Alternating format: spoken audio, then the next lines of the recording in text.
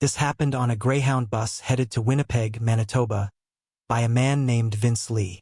This case involves an offender with severe mental illness, and it also calls into question the Canadian justice system and how Canada views rehabilitation. Overall, it's been a very controversial case, and not many Canadians agree with how this case was resolved.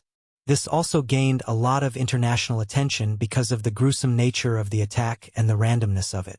So let's get into it. On the evening of July 30th, 2008, Tim McLean, a 22-year-old carnival worker, was returning home to Winnipeg riding Greyhound Bus 1170 when he was violently stabbed, beheaded and cannibalized by another passenger, Vince Lee, about 18 kilometers west of Portage-la Prairie, Manitoba. After the police arrived on the scene, RCMP watched for hours as the offender, Vincent Lee, age 40, defiled Tim's body inside the bus after the driver and remaining passengers had fled, powerless to stop the man's attack. Less than 1 year later, Vince Lee would be found NCR for Tim McLean's murder. And NCR stands for Not Criminally Responsible, which is basically Canada's version of not guilty by reason of insanity. He was then held in a Manitoba psychiatric hospital, from which he would be released only 6 years later. Tim McLean, Jr. was born October 3, 1985, in Victoria General Hospital, just outside of Winnipeg. He grew up just outside Winnipeg, Manitoba, Canada, in a small town called Ely, which has a population of about 650 people. Tim was a very active person who loved soccer, football, motorbiking, and generally anything that would get him into dirt or trouble. He was the type of person who could bring out the best in people with his charm and never got tired of pulling pranks. He had an outgoing personality and loved people. He was also a fan of the Insane Clown Posse, who are both a rap duo and a wrestling pair. He had a close relationship with his father and brother and was from a huge family who he loved and valued very much. His uncle Alex would later say in an interview, quote, "Tim was a stubborn soul and a kind one. He made friends effortlessly, disliked no one, and accepted everyone for who they were. He was a charmer who loved to smile, and you could never take a plate of food away from him," his friends would say. He was always a really happy and pleasant person to be around. He absolutely loved life and lived life to the fullest. Tim loved to travel, seeing new places and meeting new people, so much so that he took a job as a carnival worker after he took a gig at the Red River exhibition in Winnipeg in the years before his death. And right from the start, Tim loved working at the carnival. It gave him the freedom to explore Canada and to be around all different types of people. Tim found that his talent for talking came in handy when he ran the games on the Midway as a carnival barker. He was good at his job because he was so outgoing and super talkative. He typically would run the Midway games by attracting in people with his outgoing and fun-loving personality. He also got along with his carnival coworkers, and when the night was over, they all hung out and he was always a part of the group. Tim overall loved the carnival life. It was just basically one big family that traveled from place to place. Throughout his travels with the carnival, Tim would fall in love with British Columbia. He decided he wanted to plant his roots down somewhere in BC, but quite possibly Vancouver Island. So by the end of July 2008, Tim decided that he did not want to go to the next stop with the traveling carnival inn. Instead, he would be going back to British Columbia to work at the P.E., which stands for the Pacific National Exhibition. The P.E. is a national event. It's actually pretty big. It includes Midway games, carnival trade shows, that sort of thing. And it's something that everyone looks forward to before school begins again in September. Before going to the P.E., Tim wanted to return home to Winnipeg to visit family and relax, because after the P.E., when it was over, he would most likely be off on a new adventure. After a successful but exhausting trip to Edmonton's Capital Exhibition, Tim McLean was on his way back to Winnipeg to see his family. When people learned he was returning home to Winnipeg, his friends offered to buy him a plane ticket, but Tim declined the offer and instead decided to take the Greyhound bus from Edmonton to Winnipeg. He didn't mind taking the Greyhound. There was a lot of scenery to look at, and he could relax and enjoy the trip. At approximately 12:30 a.m. on July 30th, Tim McLean boarded Greyhound Bus 1170 in Edmonton, Alberta, to start his journey back home. He was planning to use this time alone on the ride to chill out, listen to music, text with his friends, and nap. The bus ride, for the most part, was completely uneventful until a passenger named Vince Lee boarded that Greyhound on July 30, 2008, in Erickson, Manitoba at 5:55 p.m. Vincent Wegwin Lee was born April 30, 1969, in Dingdong City, China, which is close to the North Korean border. His father would later say he was born 1 month premature, but due to healthcare in China, he wasn't incubated and just sent home from the hospital. This resulted in Vince being sickly as a baby. He had numerous medical issues related to his lungs that went on into his teenage years. It was also said that because of these medical conditions, his family favored him and he was spoiled. Other than the medical issues, he had a fairly normal childhood. He was often 1 to 2 years behind many developmental milestones. But despite these struggles, he did well in school. Vince attended the University of Wuhan Institute of Technology, from which he graduated with an engineering degree in applied electronics and computer engineering in 1992. He would eventually get a job in his chosen field in a factory in Beijing, and would meet his wife there and get married in 1995. When they were living in China, their life was simple and Vince seemed normal and happy. Friends of the family would later say that it didn't appear that Lee was struggling with any type of mental illness. He wasn't violent, he didn't do drugs and didn't drink excessively. In 2001, Vince and his wife would immigrate from China to Winnipeg, Canada.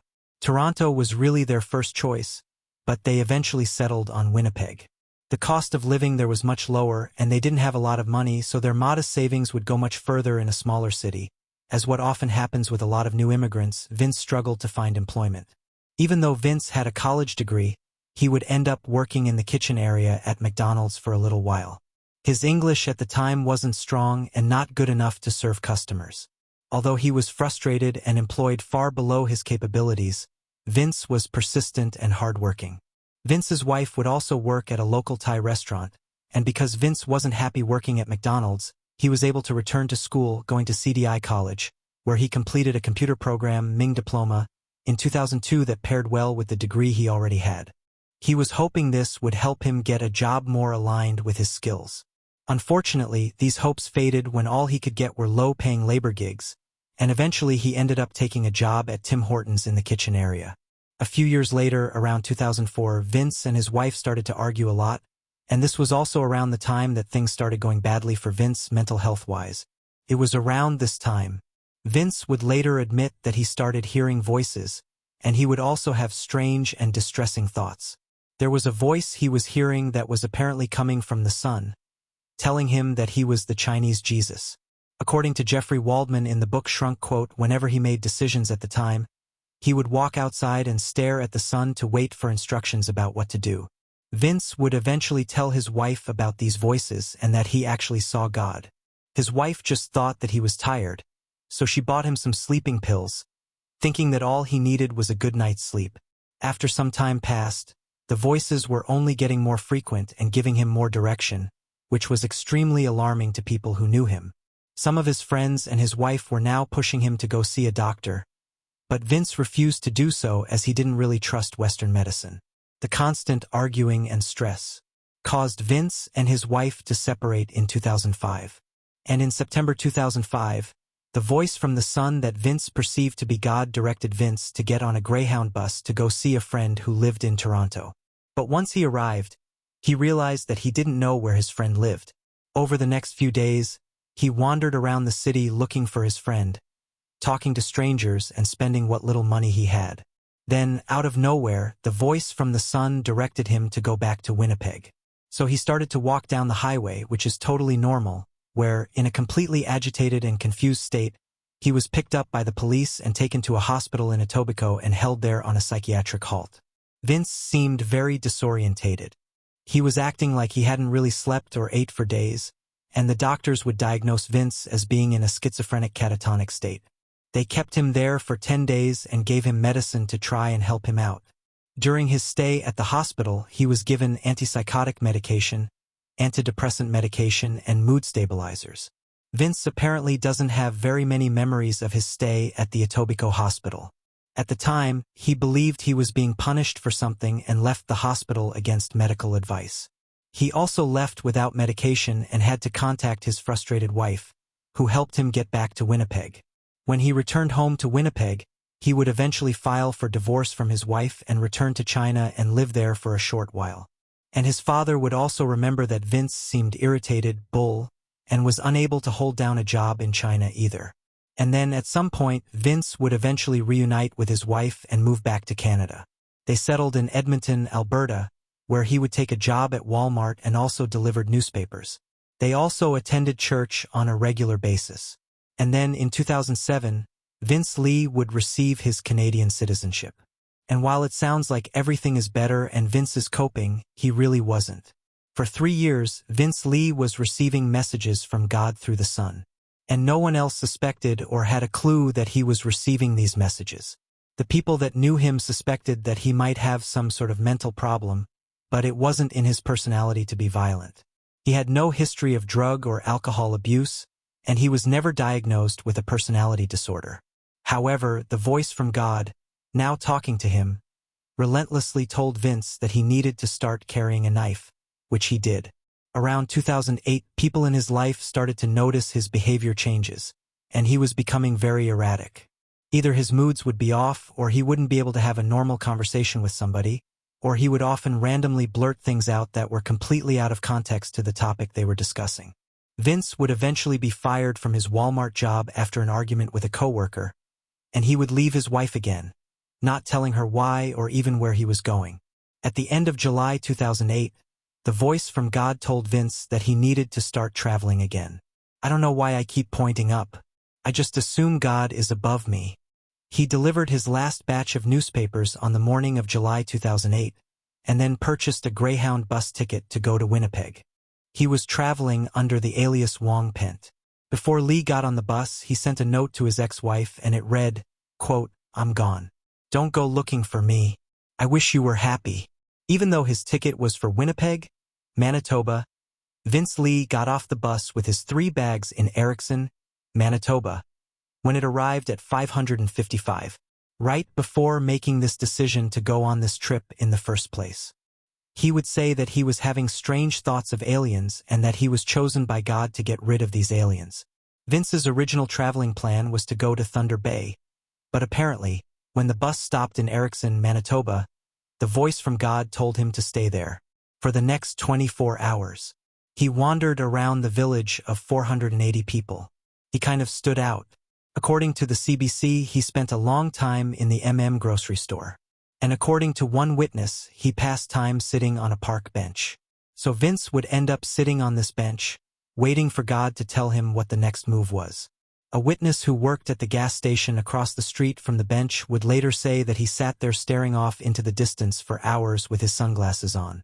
Vince would end up staying on that bench overnight and then put a for sale sign on his laptop computer for $600. He ended up selling that laptop to a 15-year-old boy for only $60. While he waited for the next bus to arrive, Vince spent most of the next day hanging out in the alley by the grocery store. At around 6:30 p.m. on July 30th, 2008, Vince Lee would board Greyhound Bus 1170 from Erickson, Manitoba, the same bus that Tim McLean was already on. Passengers would remember that Vince wore sunglasses that he kept on for most of the trip, and he seemed very agitated or even confused. But no one else but Vince knew that he had a large-style hunting knife hidden in his jacket. He would choose a seat at the front of the bus at first and, like most people, wouldn't speak to anyone and just kept to himself. Tim McLean was seated closer to the back of the bus. There were 35 other passengers on board, some of which were children. Other passengers said that nothing seemed out of the ordinary, except for one passenger who said he had a bad feeling about Vince from the start of the trip. Steve Allison and his wife were on their way from the Northwest Territories to Winnipeg to start college. They often used the Greyhound to travel Canada without any incidents until now. Quote from Edmonton, "I had a bad feeling. I could feel that something was going to happen. I just didn't know what." Around 7 p.m., the bus arrived at Brandon, Manitoba, and the driver gave the passengers some additional time to grab something to eat. And when the bus finally left Brandon, the entertainment screens on the bus were playing the movie Zorro. The bus would take a few rest stops for people to stretch their legs, and while they were in Portage la Prairie, Manitoba, Tim McLean would leave the bus during that break and have a cigarette outside by himself. When it was time for the bus to continue on, the witness who had a bad feeling said that Vince appeared to be even more agitated when Tim returned to his seat. And before the bus left, Vince would go to the back of the bus and sit next to Tim McLean at the back of coach. And while walking down the aisle, he looked at each and every person. Steve Allison, who was sitting in the seat across from Tim, is quoted as saying he looked at every single person as he walked down before sitting down at the final spot that he did. I felt just my stomach turning, and I knew that there was something about this guy when I saw him. I just knew. Witnesses later said that there didn't appear to be any conversation between Tim and Vince. Tim was a laid-back person and didn't appear to be bothered by Vince sitting there. Tim would then close his eyes, rest his head against the window, and drift off to sleep while listening to music with his headphones on. And Vince Lee just sat there staring ahead, acting strangely. Witnesses would later say that he had a 2-liter bottle of iced tea and a roll of toilet paper that he would tuck under his chin like this while he drank from the iced tea bottle. Steve, who was beside Vince on the opposite side of the aisle, said that Vince started rocking himself back and forth and chanting something that sounded like Chinese. Steve remembers that it made him very nervous, but he just sat there quietly with his wife because he didn't want to attract any attention to himself. There was a fear of him or his wife getting hurt. Only about 5 minutes later, at 8:35 p.m., God told Vince to kill Tim and eliminate the force of evil. And Steve would watch in horror as Vince took a large hunting knife out of his bag and turned towards Tim. Quote, "I saw him take out the knife. I guess that had been the point where he snapped and just went crazy, looking at a crazy man in sunglasses with an unsheathed knife staring right at you. So I was like, great, I'm gonna die." Steve Allison watched in horror as Vince Lee turned to his right and attacked Tim McLean. A quote from the Tim's Law website at approximately 8:30 p.m. On Wednesday, July 30th, 2008, when Greyhound Bus 1170 was approximately 18 kilometers west of Portage La Prairie on the Trans-Canada Highway, Vince Lee began to repeat, stab Tim McLean for no apparent reason. Vince would later say that while he was stabbing Tim, he was simply doing everyone a service by taking action and listening to these voices. Steve Allison started yelling, stopping the bus. "Someone's getting stabbed," he said. The minute he turned, I stood up and ran down the aisle. Passenger Garnet Kton, who was a 26-year-old seismic driller and who had also been sitting in the row in front of Tim McLean and Vince Lee, shared his memories of what happened. Later, in an interview given to the Canadian press, he said, "I heard this blood-curdling scream and I turned around and the guy sitting behind me was standing up and stabbing another guy with a big Rambo knife right in the throat repeatedly, like 40 or 50 times. And when he was attacking him, he was calm. It was like he was at the beach. There was no rage or anything. He was just like a robot stabbing the guy." Witnesses would describe the screams of Tim as being haunting and something they will never forget. And the passengers, who were close enough to see what was happening, would describe Vince as emotionless. Steve would say that it felt like that the stabbing didn't stop. Quote, "Everything was chaos. People were crying, people were sick. And he would do his best to assist his wife and other passengers to get off the bus safely." Tim McLean would end up on the floor of the bus with Vince Lee slashing and stabbing him repeatedly. Defensive wounds on Tim's body indicate that he put up his hands and arms to protect himself and tried to get away. But Lee's attack was brutal and relentless. When the bus did pull over, the passengers and the driver would flee from the bus and away from Vince. And Vince didn't even seem to notice the chaos of the passengers leaving. He was just in his own little world stabbing Tim. A quote from the Tim's Law website, "Mr. Lee was preoccupied with Tim McLean and continued to stab him as he lay on the floor. He did not pay any attention to the other passengers. As the bus was vacated, he appeared oblivious to the demands of the bus driver, Bruce Martin, that he stop what he was doing. Garden Ketton Bruce Martin and a few other passengers returned to the bus to try to stop Vince Lee. Chris Aguirre was a truck driver and saw the Greyhound bus pulled over with the passengers on the side of the highway. He stopped to see if they needed help, and a woman screamed that somebody was being stabbed, so he would radio in for help. Chris and another man armed themselves with a metal bar from his truck. They tried to get back into the bus to see if they could do anything to help Tim and to stop Vince from whatever he was doing. Chris would also describe Vince as emotionless. Vince wouldn't say a word to either of the men. Instead, he would robotically lean over Tim's body and begin beheading him with his knife. When Chris and the other man yelled for Vince to stop, Vince would chase them out with his knife in one hand, and according to Chris, Tim's head was in the other. And witnesses would say that Vince would walk right up to the door, hold up Tim's head, and show the passengers what he had done. A quote from the Canadian press: "He walked back to his seat and brought the head to the front and pretty much displayed it to us like that and then dropped it on the ground in front of us." Knowing that they were unable to help Tim McLean and fearing for their own lives, Bruce Martin and his passengers decided it was best if they barricaded the bus door. According to Tim's Law CA, the bus driver was able to close the door on Mr. Lee's arm with the bloody knife extended on the outside of the bus. Mr. Lee was able to pull his arm back into the bus and return to the rear of the bus, where he defiled the body of Tim McLean. Mr. Martin immediately called 911 once everyone was off safely and the bus door was closed. Also, a quick-thinking Bruce Martin was able to disable the bus from the outside so Vince Lee would not be able to drive away with it. The driver of another Greyhound who arrived on the scene later cut all power to the bus, and while this was happening, Vince Lee continued to mutilate Tim McLean. Vince would then walk up and down the aisle, showing Tim's head, further terrifying the passengers, and then he would go back and mutilate Tim's body some more. All of this was being done apparently because of the word of God. Vince was trying to stop evil forces and thought this is what he had to do. When the RCMP finally arrived, they had no idea what they were going to encounter and made the controversial decision not to enter the bus for their own safety and the safety of Vince Lee, who was apparently speaking gibberish and clearly suffering from a psychotic break. However, they did provide a running radio commentary of what Lee was doing. His nickname throughout this commentary was Badger. Evidently, the strategy for the RCMP was just to wait him out for 4 hours.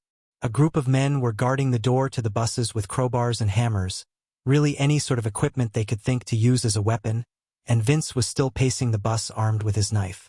Meanwhile, the police continued to attempt communication with Lee for the duration of this. But due to Vince Lee's mental state, meaningful dialogue was completely impossible. The RCMP even called in special negotiators because in their mind, there was no way to get Vince Lee off the bus and he wasn't communicating with anybody. He would occasionally stop pacing up and down the bus, but would continue to cut up and cannibalize Tim's body for more than 4 hours. Vince Lee was inside bus 1170 with Tim McLean's body, during which time he further mutilated and reportedly ate a portion of Tim, including his eyes and a part of his heart. Although Vince Lee still had eyes that he ate parts of Tim, passengers and witnesses didn't understand why police allowed this to go on for so long. A quote from Chris Aguirre, the truck driver who stopped to help out. "I'm pretty sure our SWAT teams have tear gas things that take out windows or some sort of gas to knock him out. I'm sure they could have pumped enough in there to ensure that he was knocked out. They would have stopped a lot, I'm sure of it. But police didn't try to shoot Vince or use gas on the bus either. They just decided to wait it out and try and reason with Vince. But Vince wasn't being reasonable. Instead, he was doing unthinkable things to Tim's body. The inaction of the RCMP is difficult for most people to understand, even till this day. Finally, after almost 5 hours, Vince would try to escape out of a back window at the back of the bus. And that morning, the forensic unit found parts of Tim McLean scattered all over the bus. A quote from Tim's Law CA at approximately 120 on the July 31st. Mr. Lee broke open a window on the bus, threw out some personal belongings, a knife and a pair of scissors. He then jumped out of the bus, head first landing on top of the knife. An RCMP member immediately tried to apprehend him. He was struggling, screaming, and refused to surrender his hands. Police stunned him with a taser on several occasions. But before he surrendered his hands and could be handcuffed and taken to a police vehicle, found in Mr. Lee's pocket was a plastic bag containing Tim McLean's nose, ear, and tongue. Mr. Lee was then formally arrested. Tim's body was then recovered from the bus and taken for autopsy. His body showed evidence of damage in excess of 100 area US, ranging from abrasions to a large gaping wound in his chest. News reports of the violent graphic incident went viral only a day afterwards. It seemed like everybody knew of the killing. Tim's eyes and a part of his heart were never recovered. Carol Dedeli, Tim's mother, has no doubt who was responsible for some of the actions that occurred that night. She feels that the RCMP officers who rushed to the scene and waited and watched share some of the blame. I understand that they have a preservation of life policy, and clearly my son's life was not able to be preserved and was already gone. But how do you sit and watch what he's doing? This individual ate my child's eyes, a third of his heart, and they allowed that to continue. And I'm supposed to be okay with that? I'm not okay with that. Having lost him the way I lost him was horrific enough. But knowing that nobody even tried by now, news of the attack had spread worldwide, and one group in particular thought it would be a good idea to use this as their political statement. After the stabbing incident, PETA got involved. They thought it would be a good idea to send an advertisement to the Portage Daily Graphic comparing the murder of Tim McLean to the killing of animals for food. What a bunch of fucking assholes. Fortunately, the paper did not allow the ad to run. But the fact that it even tried to submit it in the first place. PETA was harshly criticized for attempting to exploit the incident in such a matter, but refused to apologize. Also, the week after the attack took place, Greyhound Canada announced it was pulling a series of nationwide ads that included the line, quote, "There's a reason you never heard of bus rage." But of course, at that point, everyone had heard of bus rage. Also making an appearance in this story was the Westboro Baptist Church.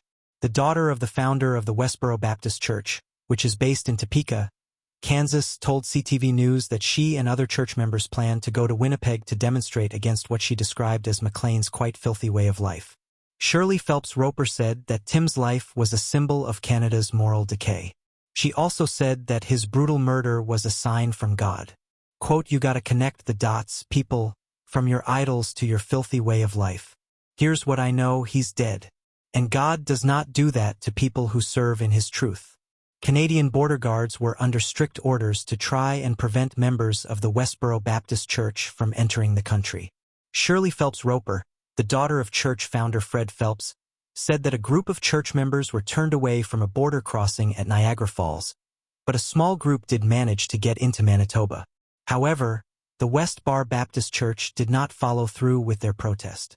And even if they did, they wouldn't have gotten anywhere close to the church. A counter-protest of about 400 people that was organized on Facebook arrived on the day of Tim McLean's funeral. The plan was for a human chain to be formed, to block access to the church and cemetery without verbally or physically interacting with the Westboro Baptist Church. Now the officers not only had to deal with Vince, but they needed to deal with the scene of the crime. Dr. Stanley Yarin met with Vince, and at this point, he really wasn't able to speak much because he was heavily medicated. Dr. Yarin gave Vince a pad of paper and a pencil, and Vince would write on this quote, "God will kill me." So to Dr. Yarin, it was clear that Vince Lee was deep into the thick of his mental illness. Every single person who knew Tim was horrified and deeply saddened by what happened to him. His community and family were in complete shock. The violence was so unspeakable. And a makeshift tribute was set up by Tim's family and friends at the spot on the highway where Tim had died. It was there where people went to grieve for the young man who had been taken from them so suddenly and in such a brutal way. They brought flowers and ribbons and other tributes, as well as writing notes and poems of love to Tim on the crosses there. And there were dozens of internet tributes as well. Vince Lee would officially be charged with second-degree murder in Tim McLean's death and sent for a psychiatric evaluation. But Lee was refusing to assist with his legal representation. And when it was time for Vince to appear in court, he had decided not to hire a lawyer. His only words at his court appearance on August 5, 2008 were, quote, "Please kill me." Vince Lee's trial began on March 9, 2009, and he had representation that said Vince couldn't be held accountable for what he did because he had untreated schizophrenia. During the trial, people would learn that Vince actually tried to kill a man the day before he killed Tim. Vince was at the bus station and saw a man driving around, and God told Vince that this man had come to kill him. So Vince pulled out his knife, but fortunately, that driver drove away. Vince would also say that he was supposed to stay in Erickson to live forever by the word of God. But Vince had disobeyed God's orders when he boarded the bus that day. So God was angry and told him that Tim was going to kill him. So in his mind, it was partially self-defense and partially removing evil from the world. Vince truly believed that God wanted him to kill Tim and mutilate his body to prevent him from resurrecting from the dead. I feel ridiculous even telling this story. And he was apparently hearing voices from all sorts of gods, good gods, evil gods, and he could never keep the voices straight. And these voices were just tearing him apart. In his mind, it got to the point where he needed to kill or be killed. And after only 3 days of testimony, Vincent Lee was found not criminally responsible for the death of Tim McLean. In his decision, Justice John Schofield said, quote, "These grotesque acts are appalling.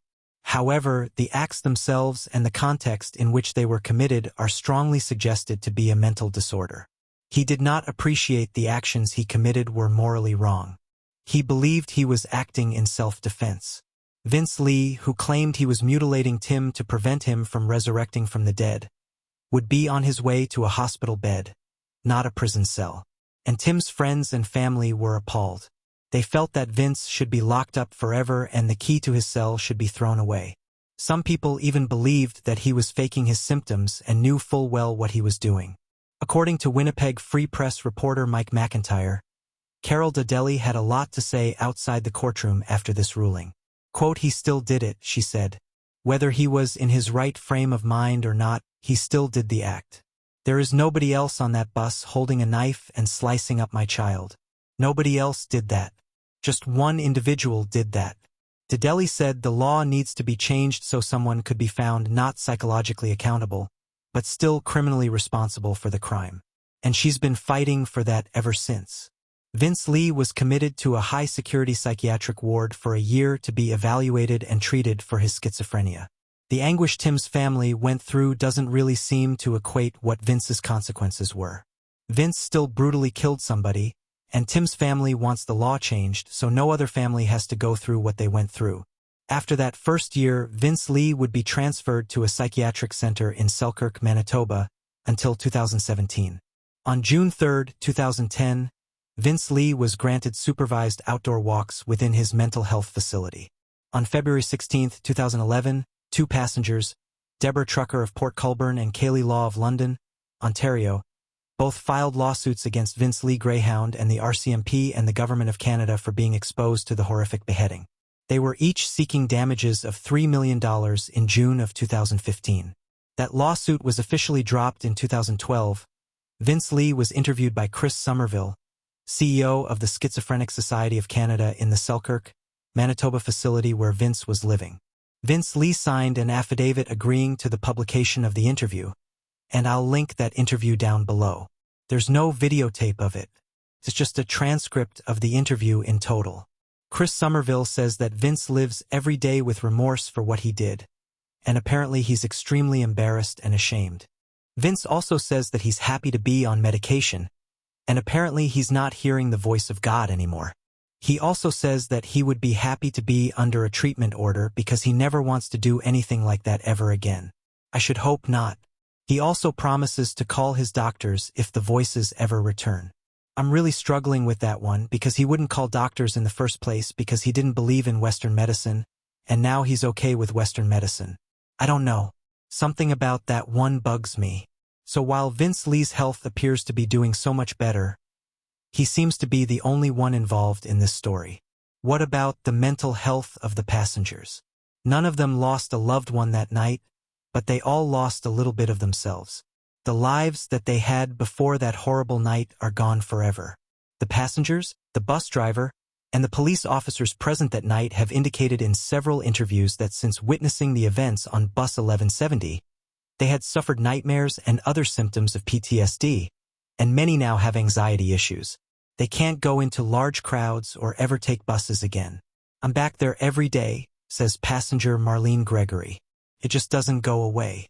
She was off to work in Winnipeg, 3 hours east. It was a trip that she used to make often, but she hasn't made it since. Stephen Allison, age 18 at the time of the killing, was sitting directly across from Vince Lee within arm's reach. Quote, "Since that day, it's been hard to go out and hard to meet new people. I'm always suspicious everywhere I go that someone will do something. I'm always looking over my back, even around friends.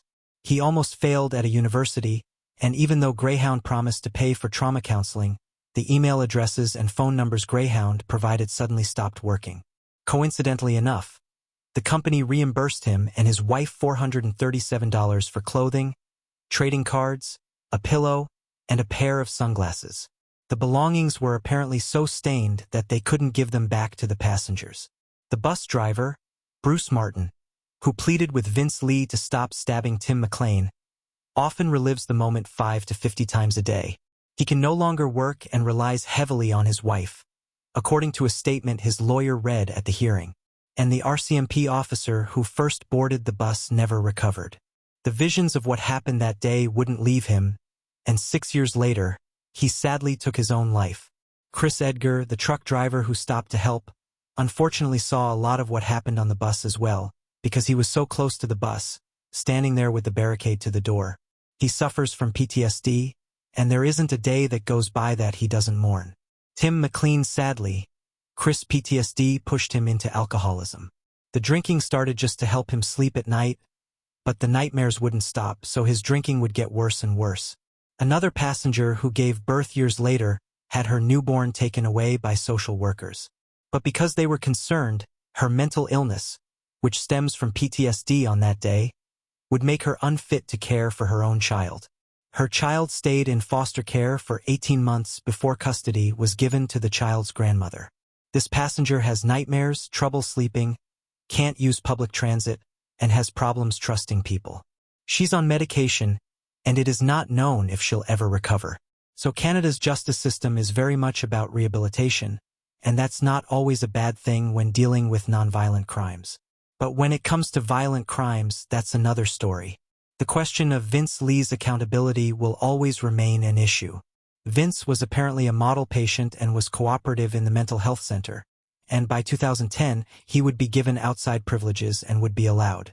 Visitors and health professionals say he understands his mistakes and just wants to live a normal life. The following year, in 2011, the doctors would give him more privileges because he was responding so well to treatment. In 2012, Vince Lee was allowed temporary passes. That meant he could go into the town of Selkirk, Manitoba, but he was supervised by a nurse or a peace officer.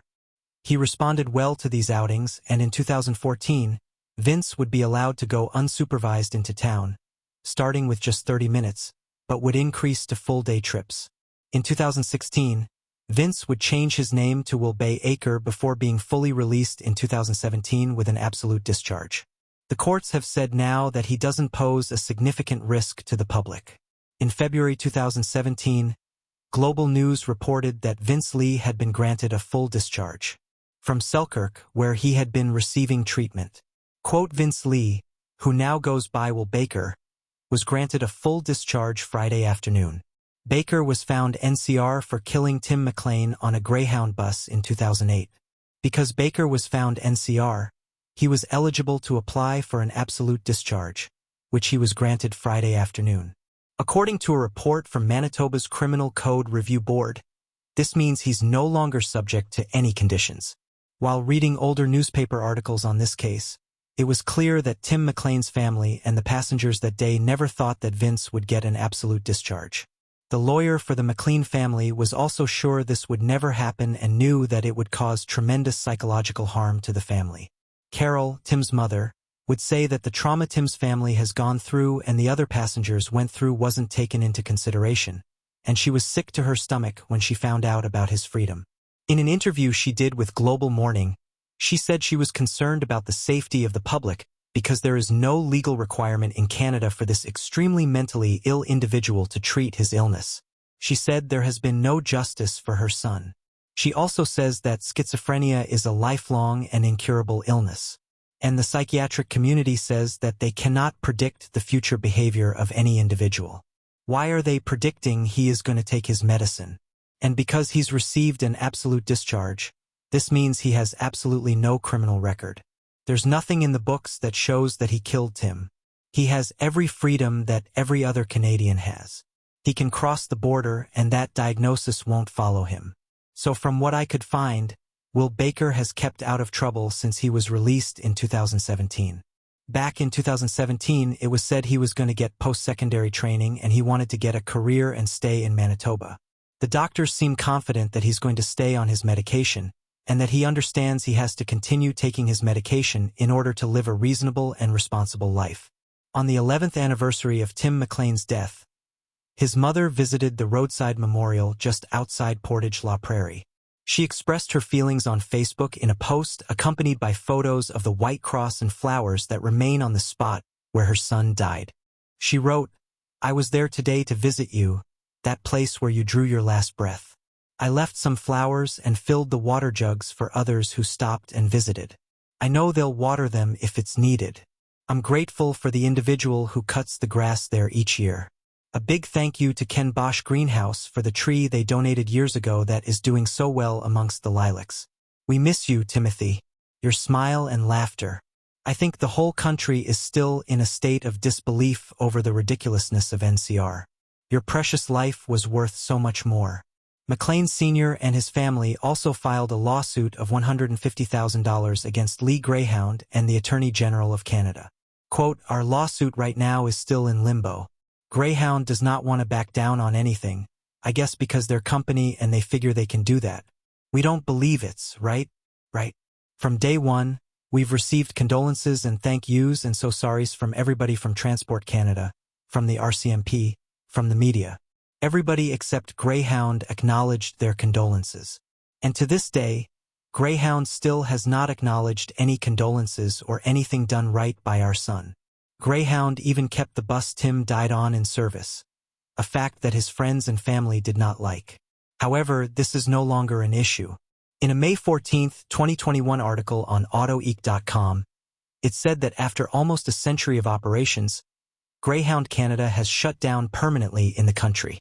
Last night at midnight, 1 year after COVID-19 took a toll on its already precarious business, Greyhound's closure has left many careless people from remote areas throughout Canada's west without a reliable means of transportation. And many are resorting once again to the dangerous practice of hitchhiking to get from place to place. So I was a little nervous to cover this case. No matter what my overall opinions or thoughts are, I'm going to make somebody angry. Many Canadians and others who have taken an interest in this case have strong feelings and a variety of opinions regarding its outcome, myself included. I think most people can tell that I wasn't very happy with how things ended. And there are many questions about why Vince Lee wasn't kept in a psychiatric facility indefinitely. And the problem lies with a little-known Supreme Court of Canada ruling. In 1999, the Supreme Court of Canada ruled that people found not criminally responsible for their crimes must be given an absolute discharge without restrictions or conditions if they no longer pose a significant threat to the public. And since a psychiatrist at the Selkirk Mental Health Center near Winnipeg set the wheels in motion. By testifying that Lee had a 0.8 chance of reoffending, the government really didn't have much of a choice. They had to let him go. I'm not sure how the psychiatrist came up with those odds, but quite honestly, 1% is still too high for me. This man is a cannibal killer who beheaded his victim in the back of a Greyhound bus, cut out his heart and ate a piece of it. Time doesn't erase those facts. I am all for destigmatizing mental illness, but I find it difficult to believe that Vince Lee is a miracle of forensic psychiatry and has almost a zero chance of reoffending. What really needs to happen is the law in Canada needs to be changed so someone can be found mentally ill but still criminally responsible. But the politicians don't seem to want to get involved because it's a bit of a hot topic issue. However, they can't keep ignoring it forever. According to an April 5, 2021 article in the National Post, NCR cases are on the rise, although most aren't high-profile murder cases.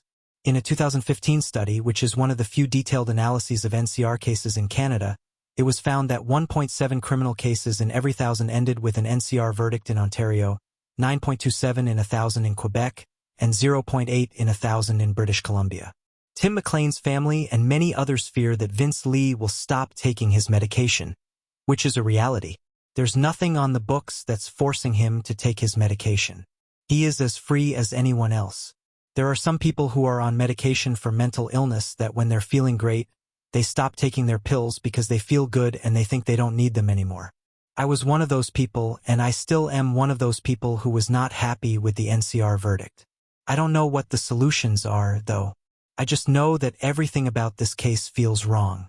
But 6 years in a mental health facility and now he's out living his life? It just doesn't sit right with me. He killed a man. He decapitated that person, and he traumatized everyone who witnessed it. I'm happy his mental health is better, but what about everyone else's? Treatment for mental illness also isn't going to be consistent every single day. He's going to have good days and bad days. And having an absolute discharge means the rest of us have to cross our fingers and hope that he does what he says he's going to do and sees his doctor if he relapses. So now that you know what I think, I'm curious to know your thoughts. What are your thoughts about Canada's NCR laws?